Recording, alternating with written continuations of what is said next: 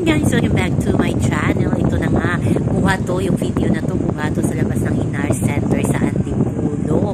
Bago pumasok si Alyssa sa video, talagang pag isang Alyssa Valdez, talaga hinaharang na talaga siya ng security guard at talaga ini-escort papunta ng table. Diyan din natin makikita na napaka-accommodating ni Alyssa. Kahit sino bumarang sa kanya, talagang humihinto siya at nagpapapicture siya. Sabi nga ng iba, napaka-humble talaga dito si Alyssa Valdez kahit walang camera talaga, kaya marami ang humahanga sa kanya kasi sa kanyang angking katangian, o diba? As in, grabe yung iyawan nung pinasok na si Alyssa sa second set.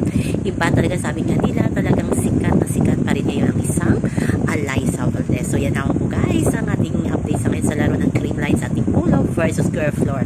So yan po ang ating update sa ngayon. Hanggang sa muli, bye bye, hanggang sa muli. Please like, share, and subscribe my channel para ma-update is ang bago kong upload.